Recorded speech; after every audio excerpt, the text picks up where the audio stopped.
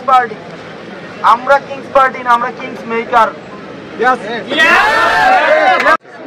আমাদের যারা শত্রু, আমাদের শত্রু কিন্তু মানে বিশাল বড় একজন শত্রু, সেটা হচ্ছে আওয়ামী লীগ। এখন দেখেন, আমরা আমাদের ভাই, আমাদের নিজেদের মধ্যে মনোমালিন্য থাকবে, ঝগড়াঝাটি থাকবে, কিন্তু আওয়ামী লীগের প্রশ্নে কিন্তু আমরা আপোষে। আপনি আজকে আমাকে গালাগালি করবেন, কালকে আমি আপনাকে হাতে তালি দিব, গালাগালি করব। এই যে আমার একটা কাজ না করলে আমি আরো ধরবো। তারপরে হচ্ছে এখানে আমার পাশে হচ্ছে ও আমার আজকে বয়স যথেষ্ট পরিমাণ ছোট ভাই, মানে এর বেশি আসলে সম্ভব না। বয়স আমাকে যথেষ্ট পরিমাণ ধুইছে, এখন সে আমাকে এখন ধুইছে, আরেকবার আমরা একসাথে চা খাবো, সমস্যা না।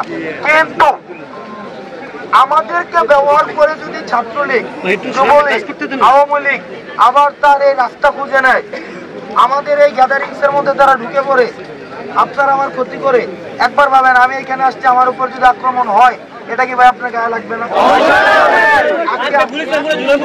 এই যে আপনারা রাস্তায় আসেন, এই যে আপনারা রাস্তায় আসেন, আমি আপনারা এখান থেকে না যাওয়া পর্যন্ত আমি যাইতেছি না। এবং এটা জুলাই ফাউন্ডেশন খুলছে নামে, এটার বিরুদ্ধে অভিযোগের শেষ নাই।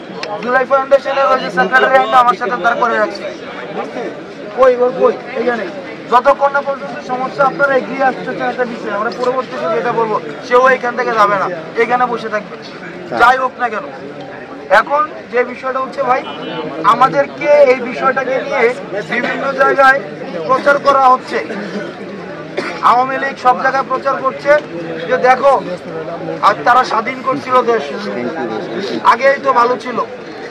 এখন এইটা জায়গাটা আসলে আমরা আমাদের নিজেদের আসলে খারাপ লাগে, আওয়ামী লীগের সুযোগ পাচ্ছে, এটা আমাদের ব্যর্থতার কারণে, কারণ আমরা তাদেরকে সুযোগ দিচ্ছি।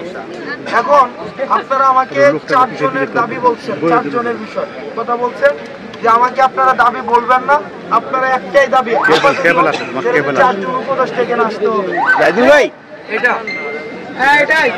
ভাই ভাই 4 জন উপদেষ্টা, ওনারা আপনার উপদেষ্টা বানাইছেন, তো ওনাদের সাথে আমি মনে করি না যে একদম শিডিউল মেনটেন করে দেখা করা এটা।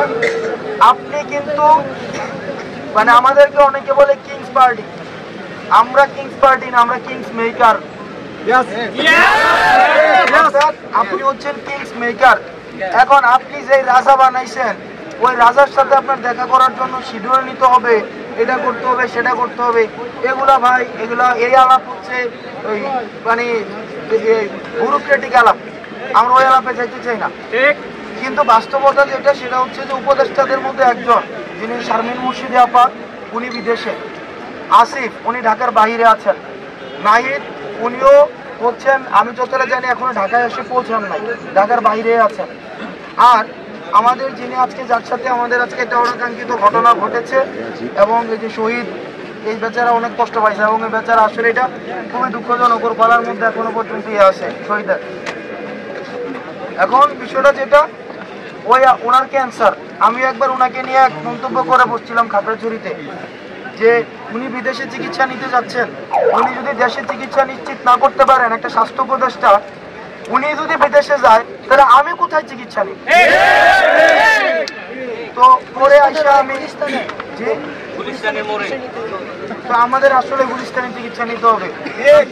শহীদের যেই গতি আমারও আসলে